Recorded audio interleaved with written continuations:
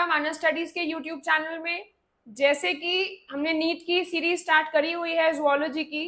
Last chapter जो हमने cover किया था वो सेल किया था, जो कि हमारे 4 लेक्चर्स में कंप्लीट हुआ है। वो आप ऑनलाइन चैनल पे जाके देख सकते हैं, पढ़ सकते हैं उससे। उसमें चैप्टर का एक्सप्लेनेशन है, साथ ही साथ उसमें हमने एनसीईआरटी के लाइनर्स को डिस्कस किया है, एनसीईआरटी के पॉइंट्स को हमने पढ़ा है। उसके बाद जो इसका 5th लेक्चर है उसके अंदर हमने सारे पीवाईक्यूज कवर करे हैं, तो वो भी अगर आप करते हैं तो बहुत ही ज्यादा हेल्पफुल रहेगा आपके लिए अपना एग्जाम क्रैक करने में। अब जो नेक्स्ट चैप्टर हमारा इस सीरीज में आया है that is cell cycle and cell division. तो अब सेल जो है वो सेल की लाइफ में क्या क्या फेजेस आते हैं, क्या क्या चेंजेस आते हैं, वो अब हमें थोड़ा सा इस चैप्टर में पढ़ना है। एक सेल है, सेल डिवाइड करेगा, सेल डिवाइड होके 2 डॉटर सेल्स बनाएगा, लेकिन वो डिवीजन से पहले उसके अंदर क्या क्या सीक्वेंस ऑफ इवेंट्स आएंगे वो हम इस चैप्टर में पढ़ेंगे। थोड़ा सा पहले मैं आपको ब्रीफ करती हूं, उसके बाद हम एनसीईआरटी पे चलते हैं।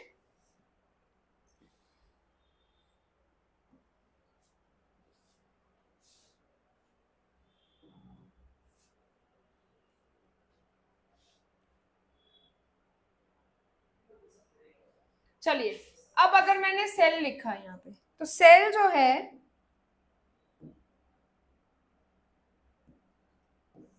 हमारी बॉडी में सेल है। सेल के बहुत सारे फंक्शंस हैं हमारी बॉडी में, राइट। अब इस सेल को अपना नंबर भी इंक्रीज करना है। नंबर इंक्रीज करना है मतलब इसको मल्टीप्लाई करना है।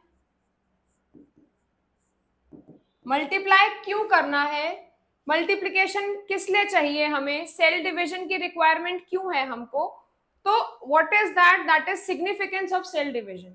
सेल हमें डिवाइड कराना है, हमें सेल का डिवीजन क्यों जरूरत है। सबसे पहला पॉइंट, ग्रोथ के लिए।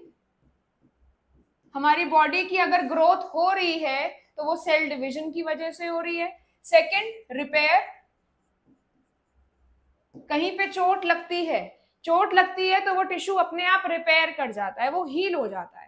क्यों? बिकॉज आसपास के सेल्स जो हैं डिवाइड कर करके उस चोट को रिकवर कर देते हैं। Next, regeneration, replacement. तो इन सब चीजों के लिए हमारी बॉडी में cell division is important. Cell division का जो मकसद है वो इन सारे पॉइंट्स को फुलफिल करना है। बॉडी की ग्रोथ हो गई, बॉडी की रिपेयर हो गई, रिप्लेसमेंट हो गया या रीजेनरेशन हो गया, इन सब चीजों के लिए सेल का डिवीजन बहुत इंपॉर्टेंट है। ग्रोथ की अगर मैं बात करती हूँ, बच्चा कितना छोटा होता है और वो धीरे धीरे ग्रो करके एक एडल्ट ह्यूमन बीइंग में कन्वर्ट हो जाता है, तो वो क्या है, that is the division of different type of cells. पूरी बॉडी में ग्रोथ हो रही है, डिफरेंट सारे ऑर्गन्स हैं वो ग्रो कर रहे हैं, वो डेवलप कर रहे हैं। वो किस वजह से है, वो सेल डिवीजन की वजह से है। सिमिलरली मैंने आपको बताया रिपेयर। रिपेयर मीन्स अगर कहीं चोट लगी है तो टिश्यू हीलिंग के लिए हमें सेल की जरूरत है। टिश्यू में चोट आ गई है अगर, तो क्या करेंगे, सेल्स डिवाइड करेंगे और उस चोट को हील करेंगे। सिमिलरली रीजनरेशन, नए सेल्स बनाने के लिए हमें सेल्स का रीजनरेशन इंपॉर्टेंट है। रिप्लेसमेंट, रिप्लेसमेंट मीन्स पुराने सेल्स निकलते जाते हैं, नए सेल्स उनको रिप्लेस करते रहते हैं। जैसे कि मैं स्किन की बात करूं, अगर स्किन के सेल्स जो हैं regularly they are being shed off और नीचे वाली लेयर से वो सारे सेल्स रिप्लेस हो रहे हैं। तो ये 4 मेजर फंक्शन है जो कि सेल डिवीजन के लिए इंपॉर्टेंट है। अब सेल डिवीजन बच्चों अगर मैं बात करती हूं तो सेल डिवीजन हमारी बॉडी में 2 टाइप की होती है। कौन कौन से 2 टाइप हैं वो, one is mitosis and other is meiosis.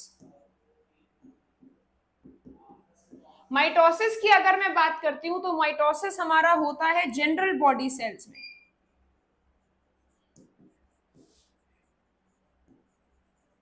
और सोमैटिक सेल्स में, जो कि जनरल बॉडी फंक्शंस कर रहे हैं, जनरल बॉडी सेल्स और सोमैटिक सेल्स। तो माइटोसिस का एक इंपॉर्टेंट सिग्निफिकेंस है कि इसमें जो सेल है वो सेल का क्रोमोसोम नंबर हाफ नहीं होगा, वो जैसे है वो वैसे का वैसे ही डॉटर सेल्स में आ जाएगा। सपोज अगर मैं बात करती हूँ नॉर्मल सेल की, अगर उसमें क्रोमोसोम नंबर 2n है तो वो 2n ही आगे 2n डिवाइड कर देगा ये। तो this is what, this is your mitosis. Mitosis के अंदर क्रोमोसोम नंबर चेंज नहीं होगा, होगा तो सिर्फ एक सेल जो है वो दो डॉटर सेल्स प्रोड्यूस करेगा of it same own kind, अपने जैसे, उसमें कोई चेंज नहीं है, एज इट इज दो डॉटर सेल्स प्रोड्यूस हो जाएंगे। बिकॉज सेल पहले साइज में बड़ा होगा, सेल का न्यूक्लियस बड़ा करेगा, जब सेल का न्यूक्लियस होगा तो पहले न्यूक्लियस डिवाइड करेगा, फिर दो साइटोप्लाज्म डिवाइड हो जाएंगे, दो डॉटर सेल्स बन जाएंगे। This is your mitosis. अगर अब मैं सेम बात मियोसिस की करती हूं, तो मियोसिस हमारा होता है रिप्रोडक्टिव सेल्स में।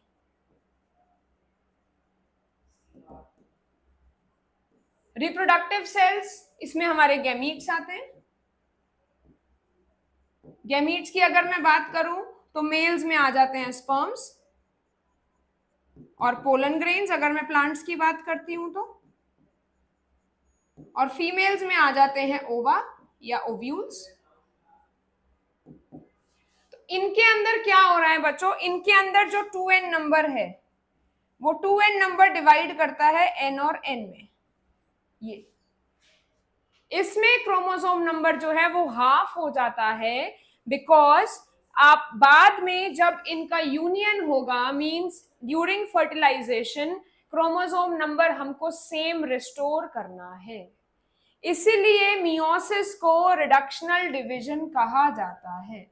Meiosis is known as reductional division and mitosis is known as equational division.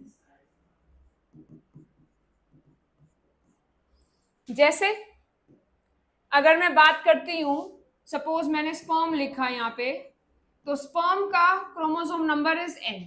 Similarly egg का क्रोमोसोम नंबर इज n। मैंने इन दोनों को क्या किया, यूनाइट कराया, मींस फर्टिलाइजेशन हुआ। फर्टिलाइजेशन के बाद n plus n becomes 2n, तो here normal number is restored. Therefore, meiosis is known as your reductional division. Meiosis में क्रोमोसोम्स का आधा होना जरूरी है, क्रोमोसोम्स का हाफ होना जरूरी है, इसलिए मियोसिस को रिडक्शनल डिवीजन कहा जाता है। इसीलिए मियोसिस हमारे गैमीट्स में होती है। अगर मियोसिस गैमीट्स में नहीं होगी तो सेम नंबर हमारा आगे ट्रांसफर होगा, और वो क्या करेगा, वो फिर क्रोमोसोम नंबर को चेंज कर देगा। इसीलिए meiosis takes place in gametes. आगे बढ़ते हैं। सबसे पहले हमने इस चैप्टर के अंदर जो पढ़ना है वो माइटोसिस पढ़ना है। तो माइटोसिस को मैं थोड़ा सा ब्रीफ कर देती हूं। माइटोसिस आपका इक्वेशनल डिवीजन है।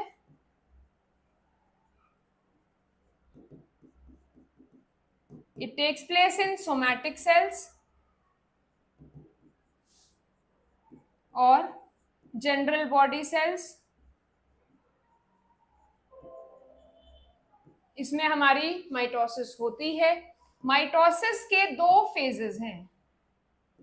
माइटोसिस जो सेल डिवीजन है, जो सेल साइकिल है, हमारी सेल साइकिल में जो अलग अलग इवेंट्स होने हैं, उसमें जो माइटोसिस है, माइटोसिस के दो फेजेस हैं। पहला is interphase, second is M phase.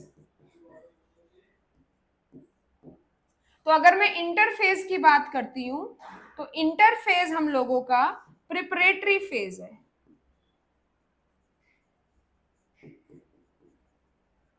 Preparatory phase, अब एक सेल है, उस सेल को दो डॉटर सेल्स में डिवाइड होना है। तो अब उस सेल को अपने आप को प्रिपेयर करना है ताकि वो दो डॉटर सेल्स में इक्वल डिवीजन कर सके, इक्वल कंटेंट ट्रांसफर कर सके। तो इसीलिए जो ये एक डॉटर, ये जो कंप्लीट जो सेल है, जो पेरेंट सेल है, उसको बहुत सारी प्रिपरेशंस करनी है। प्रिपरेशंस करने के लिए उसको बहुत सारे फेजेस से गो थ्रू करना पड़ता है ताकि वो दोनों बच्चों को इक्वल जायदाद बांट सके। अगर एक पेरेंट है, पेरेंट सपोज अगर कहीं बाहर जाएंगे, घर पे दो बच्चे हैं, दोनों के लिए बराबर सामान लेकर आएंगे ताकि आपस में लड़ाई ना हो। सिमिलरली एक सेल अपने आप को उतना केपेबल या उतना काबिल कर लेता है ताकि वो दो डॉटर सेल्स के अंदर इक्वल चीजें डिस्ट्रीब्यूट कर सके। तो ऐसी डिवीजन को हम क्या बोलेंगे, माइटोसिस बोलेंगे। तो माइटोसिस का जो पहला फेज है that is interphase, which is the preparatory phase. Cell undergo various changes, various phases, ताकि उसमें डिवीजन आगे फर्दर हो सके। Next is M phase. तो एम फेज के अंदर अलग अलग फेजेस आ जाएंगे, प्रोफेज, मेटाफेज, एनाफेज और टीलोफेज। तो एम फेज के अंदर ये 4 फेजेस आ जाएंगे, ताकि सेल जो है, अब सेल ने क्या किया है, अपना कंटेंट अपने आप को रेडी कर लिया है, अपने आप को डबल कर लिया है, अपने अंदर उतना मटेरियल एक्यूमुलेट कर लिया है ताकि वो डिवाइड कर सके। अब जो ये एम फेज है, इस एम फेज के अंदर क्या है, हम लोगों का प्रॉपर स्टेप्स के थ्रू कैसे न्यूक्लियस डिवाइड करेगा वो सारा बताया जाएगा। Am I clear to everyone? आगे बढ़ते हैं। इंटरफेज। इंटरफेज के पास अपने फर्दर फेजेस हैं, वो फेजेस हैं जिसके अंदर सेल अपने कंटेंट को बढ़ा रहा है, सेल अपने आप को बढ़ा रहा है। तो इंटरफेज के अंदर जो आते हैं हमारे G1 फेज,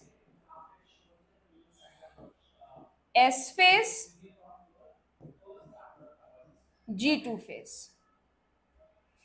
तो इंटरफेज में ये 3 फेजेस होंगे जिसमें सेल अपने आप को रेडी कर रहा है सेल डिवीजन में जाने के लिए। तो पहले इंटरफेस को ही पूरा डिस्क्राइब कर लेते हैं। G1 phase, S phase, G2 phase. अगर मैं G1 फेज की बात करती हूं तो इस G1 फेज के अंदर सेल अपना साइज बड़ा करेगा, कंटिन्यूअसली ग्रो करेगा। Cell grows in size. Second, DNA duplication does not take place.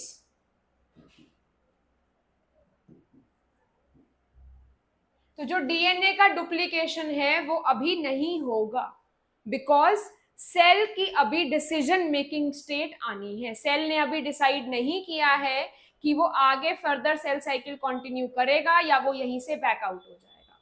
तो इसीलिए इस पॉइंट पे आके सिर्फ सेल जो है अपने आप को ग्रो करेगा।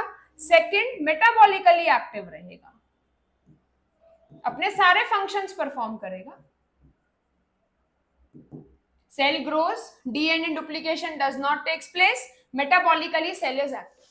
तो G1 फेज के अंदर सेल के अंदर ये चेंजेस आते हैं।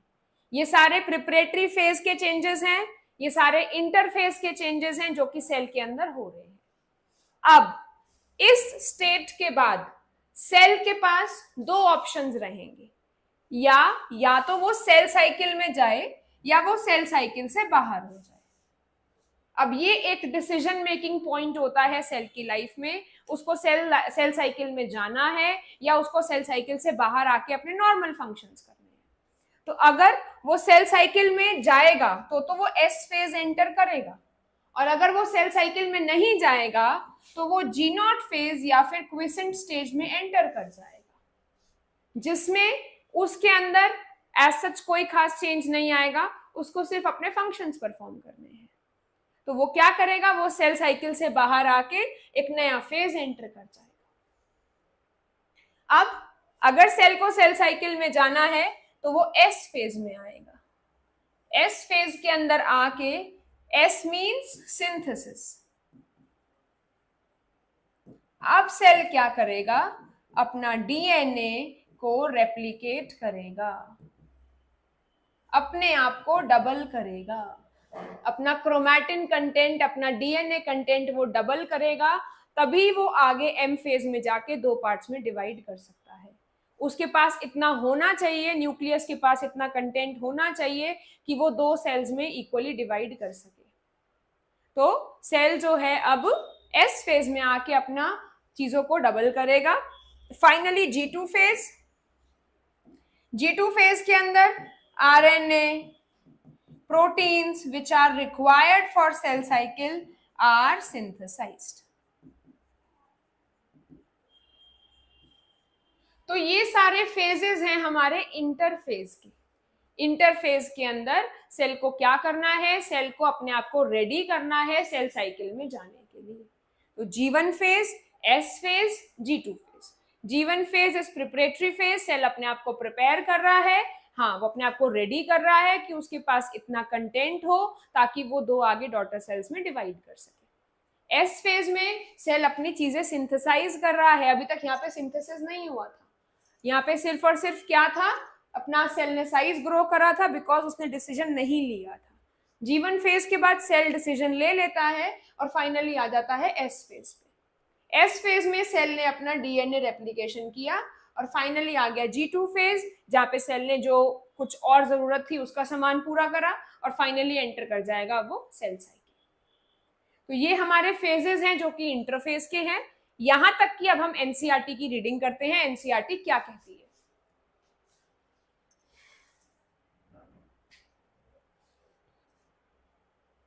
Cell cycle and cell division. First point. Are you aware that all organisms, even the largest, start their life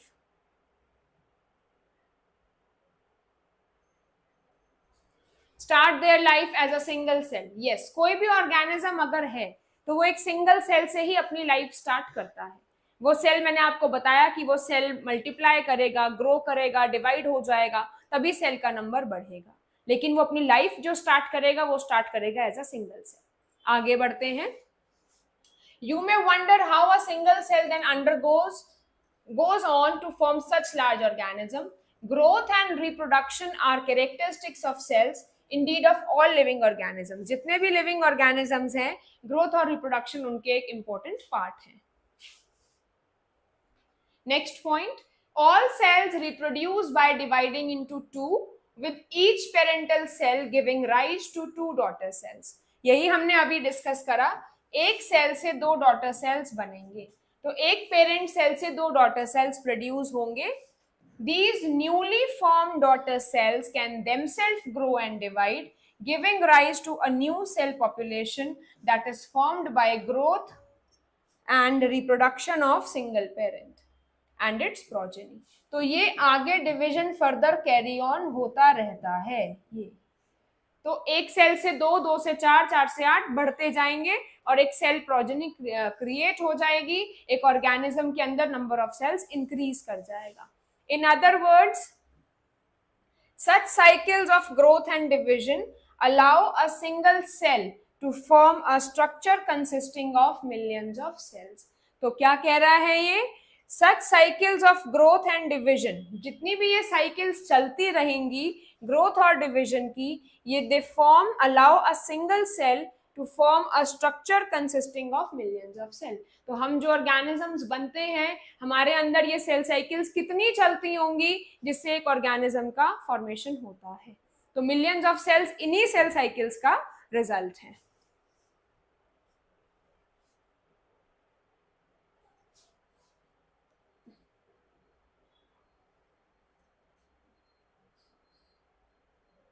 चलिए, cell cycle, what do you mean by a cell cycle देख लेते हैं। Cell division is a very important process in all living organisms. During the division of cell, DNA replication and cell growth also takes place. तो cell division के time पे DNA replication और cell growth होती है। All these processes, that is cell division, DNA replication and cell growth, hence have to take place in a coordinated way to ensure correct division and formation of progeny cells containing intact genome. तो ये point क्या कहता है, all these processes जो कि cell division में होंगे, that is cell division, DNA replication, cell growth, they take place in a coordinated way to ensure correct division and formation of progeny cells containing intact genome.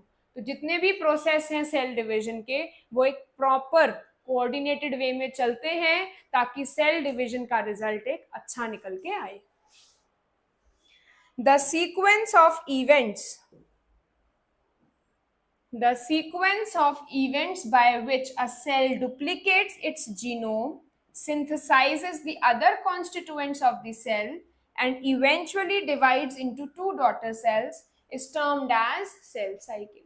तो जितने भी ये events हैं, ये इवेंट्स क्या हैं आपके, जिसमें आपका क्या होगा, सेल डुप्लीकेट करेगा अपने जीनोम को, सिंथेसाइज करेगा और कॉन्स्टिट्यूएंट्स को, और फाइनली डिवाइड कर देगा दो डॉटर सेल्स में, उसको कहा जाएगा cell cycle. Although cell growth in terms of cytoplasmic increase is a continuous process, DNA synthesis occur only during a specific stage in cell cycle. The replicated chromosomes are then distributed to daughter cells by complex series of events during cell division.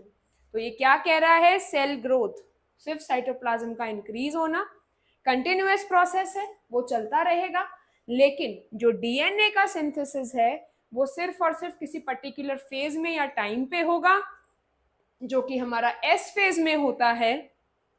The replicated chromosomes are then distributed to daughter cells by a complex series of event, जिसको हम बोलते हैं cell division. These events are themselves under genetic control.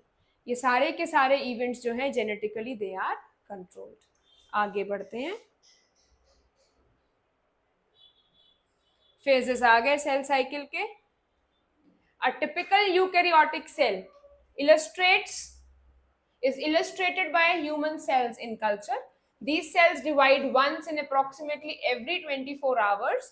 However, this duration may vary from organism to organism and also from cell type to cell type. अब cell division का जो time है, जो typical human cell का बताया है, that is 24 hours, लेकिन वो सारे ऑर्गेनिजम्स में वेरी करेगा और सारे सेल्स में वेरी करेगा.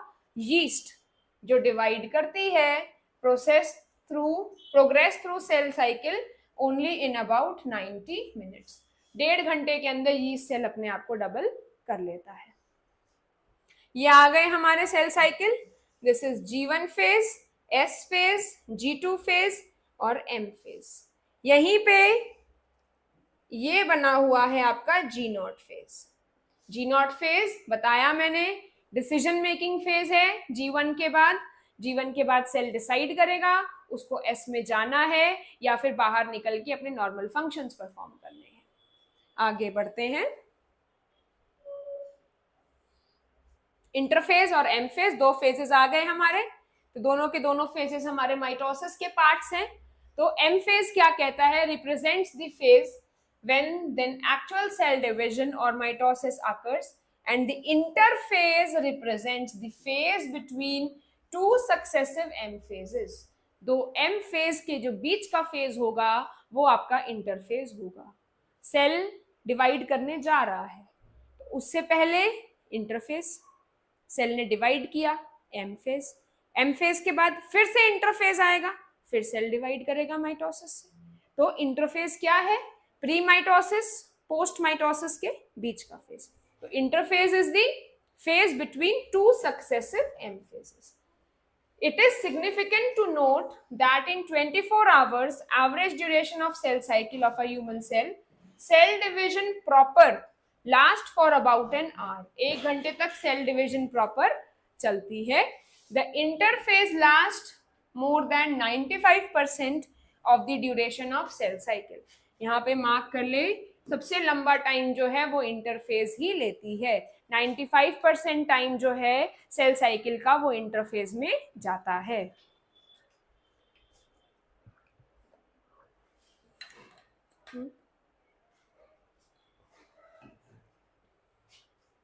Next, the M phase starts with nuclear division corresponding to separation of daughter chromosomes. अब उस टाइम पे जब मैंने एक्सप्लेनेशन दिया, मैं थोड़ा सा आपको बताना भूल गई. जो ये हमारा एम फेज है बच्चों, एम फेज को दो पार्ट्स में डिवाइड किया गया है.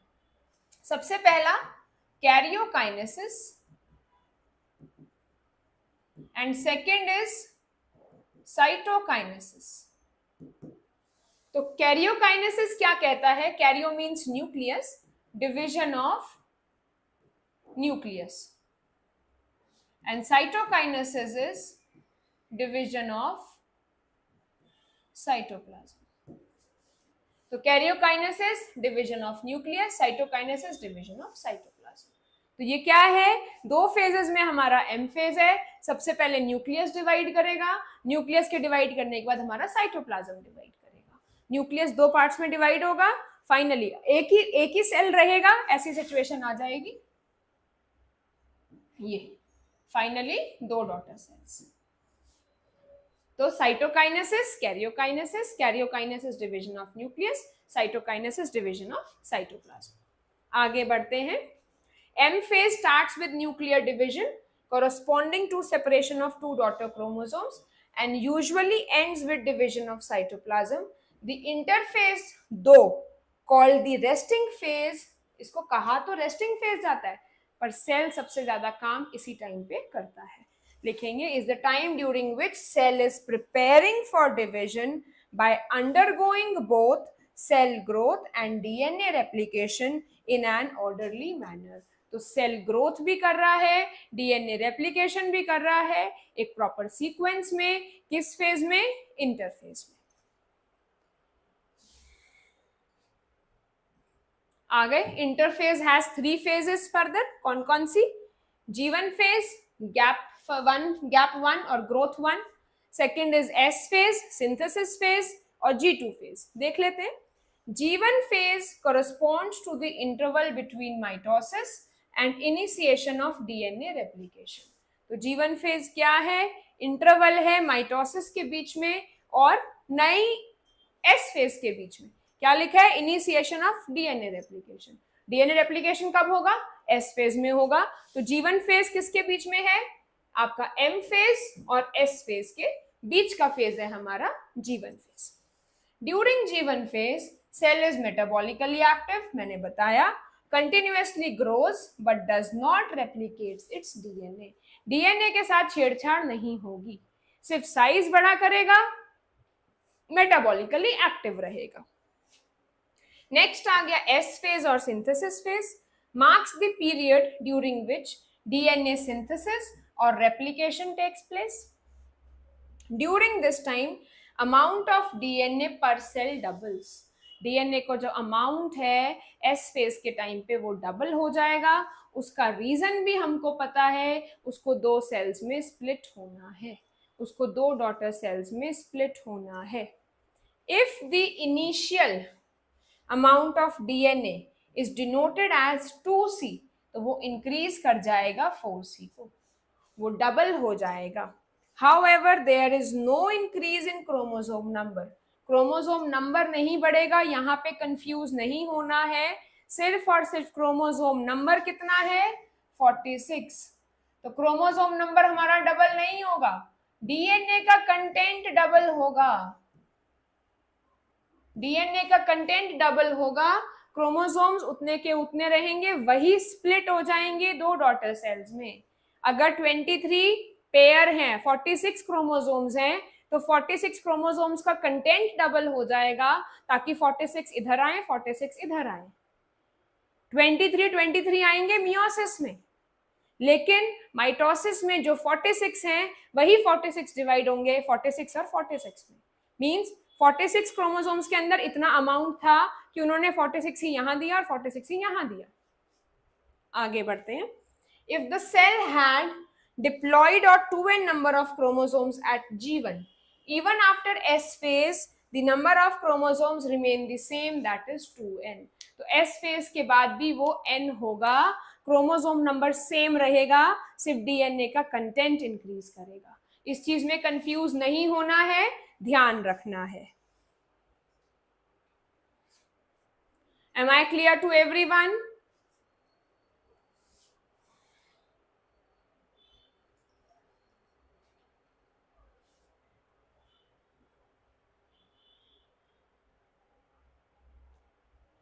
In animal cells, during S phase, DNA replication begins in the nucleus. The centriole duplicates in the cytoplasm. During G2 phase, proteins are synthesized.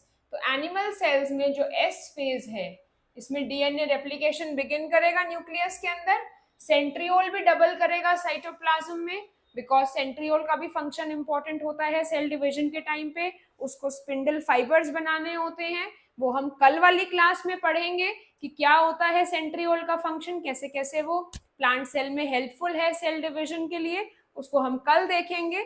During G2 phase, अब G2 phase last phase आ गया, इसको देख लेते हैं। Proteins are synthesised in preparation for mitosis while cell growth continues। अब जो हमें proteins चाहिए या जो रिक्वायरमेंट हमको है सेल के लिए या जरूरत है हमको, वो चीजें अब शुरू हो जाती हैं और सेल ग्रोथ कंटिन्यूज, सेल की ग्रोथ अपनी चलती रहती है बिकॉज उसको दो डॉटर सेल्स में डिवाइड करना है। आगे बढ़ते हैं। Some cells in adult animals do not appear to exhibit division। ये इंपॉर्टेंट है, कई सेल्स हमारी बॉडी में सेल डिविजन नहीं करते हैं, example heart cells, and many other divide only occasionally, जब जरूरत होगी हमको सेल्स को रिप्लेस करने के लिए। क्यों? बिकॉज उन सेल्स की इंजरी हो गई है या वो सेल्स लॉस्ट हो गए हैं, तो उन सेल्स के रिप्लेसमेंट के लिए कुछ सेल्स जो है वो ओकेजनली डिवाइड करेंगे और कुछ सेल्स जो है वो डिवाइड करेंगे ही नहीं।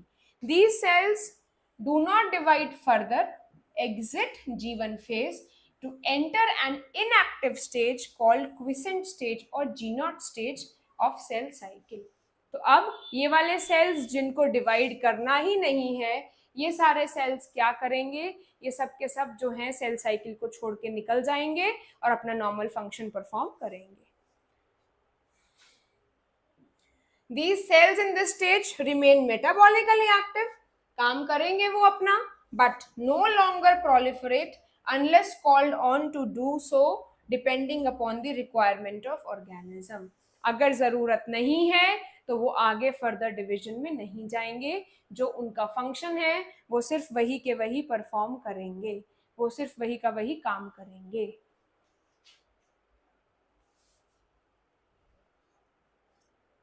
तो ये कुछ स्टेजेस थी, G1 phase, S phase, G2 phase, G0 phase. इन चारों फेजेस के आपको फीचर्स पता होने चाहिए, कौन सा सेल किस टाइम पे किस फेज में है, कैसे उस फेज में वो फंक्शन कर रहा है। तो क्विकली एक बार रिवाइज कर लेते हैं। अगर G1 फेज की बात करते हैं तो G1 फेज के अंदर सेल मेटाबॉलिकली एक्टिव है, अपने फंक्शंस परफॉर्म कर रहा है, सेल ग्रो कर रहा है, लेकिन डीएनए के अंदर कोई चेंज नहीं है, इसको बोला जाएगा G1 फेज। G2 फेज के अंदर, G2 फेज बाद में आएगा, पहले S फेज आएगा। S फेज के अंदर सेल क्या करेगा, सेल का सिंथेसिस फेज है, उसमें सेल जो भी डीएनए वाला पार्ट है उसको सेल क्या करेगा, उसको सेल डबल करेगा, राइट। क्रोमोसोम नंबर नहीं छेड़ा जाएगा, क्रोमोसोम नंबर सेम रहेगा, सिर्फ DNA content will be double. DNA content double होगा बिकॉज सेल को क्या करना है, डिवीजन में जाना है, दो डॉटर सेल्स में डिवाइड करना है। एस फेज के अंदर सेल फिर से मेटाबॉलिकली एक्टिव है, अपने काम कर रहा है, अपने आप को ग्रो कर रहा है, प्रोटीन सिंथेसाइज कर रहा है। इसके बीच में हम वो चीज भूल गए कि जीवन के बाद सेल डिसाइड करेगा उसको एस में जाना है या उसको सेल साइकिल से बाहर आना है। तो जो भी सेल्स सेल डिवीजन में नहीं जाते हैं वो जीवन के बाद बाहर आ जाते हैं और मेटाबॉलिकली अपने काम सारे परफॉर्म करते हैं। They are metabolically active but they are not involved in cell cycle unless they are called upon by the body after the requirement. जब तक बॉडी में रिक्वायरमेंट है तब वो जाएंगे सेल डिवीजन में, अदरवाइज वो नहीं जाएंगे। आगे बढ़ते हैं। Last, in animals, mitotic cell division. In animals, mitotic cell division is only seen in diploid somatic cells। मैंने सबसे पहले आपको यही बताया, somatic cells means general body cells, तो माइटोसिस उन्हीं सेल्स के अंदर देखी जाएगी। There are few exceptions to this where haploid cells divide by mitosis, for example male honeybees। Against this, the plants can show mitotic division in both haploid and diploid cells। तो plants के अंदर mitosis हो सकती है n और 2n number दोनों में, लेकिन अगर एनिमल्स की बात करें तो एनिमल्स में सिर्फ और सिर्फ मेल हनी बीज हैं जो कि क्या करते हैं, हेप्लॉइड सेल्स को माइटोसिस से ग्रो कराते हैं। हेप्लॉइड सेल्स का नंबर ग्रो कराएंगे by mitosis. Haploid cells means जिसका क्रोमोसोम नंबर n है, वो उसी को बढ़ाते जाएंगे, उसी का नंबर ग्रो करते जाएंगे। ऑल्दो हमारी बॉडी के अंदर जो 2n नंबर है वही 2n नंबर आगे डबल होता है। तो सेल साइकिल का पहला पार्ट यहीं तक था, जिसमें हमने सारे फेजेस पढ़े सेल साइकिल के, सेल को डिवीजन क्यों करना है, सेल की लाइफ में सेल डिवीजन का क्या इंपॉर्टेंट रोल है, वो हमने सारा देखा है इसके अंदर। सेल को डिवीजन से पहले कौन कौन से स्टेजेस से गुजरना पड़ता है वो हमने देखा। इंटरफेस हमने पूरा पढ़ा। कल बच्चों हम माइटोसिस पढ़ेंगे, माइटोसिस के चारों फेजेस पढ़ेंगे, प्रोफेज, मेटाफेज, एनाफेज, टीलोफेज। कल हम ये चारों फेजेस पढ़ेंगे। साथ ही साथ अपने साथ पेन और कॉपी लेके बैठना, हम इनके डायग्राम्स को भी डिस्कस करेंगे। आप भी डायग्राम ड्रॉ करना, मैं भी ड्रॉ करके दिखाऊंगी। और एक चीज और, किसी भी बच्चे को अगर सेल चैप्टर की जो हमने लास्ट सीरीज में कंप्लीट किया है उसकी नोट्स की रिक्वायरमेंट हो, हैंड रिटन नोट्स चाहिए हो या की पॉइंट्स चाहिए हो, तो यूट्यूब के अंदर मेरा नंबर दिया हुआ है, उस पर मैसेज करके आप मुझसे मांग सकते हैं। और वो नोट्स जो हैं वो बहुत हेल्पफुल हैं क्लास 11th के लिए भी और नीट की प्रिपरेशन वाले बच्चों के लिए भी। तो कल सेम टाइम पे मिलते हैं और हम माइटोसिस पढ़ेंगे। सारे रिवाइज करके आना और एक बार हम माइटोसिस का पूरा डिस्कशन करेंगे प्लस एनसीईआरटी पढ़ेंगे।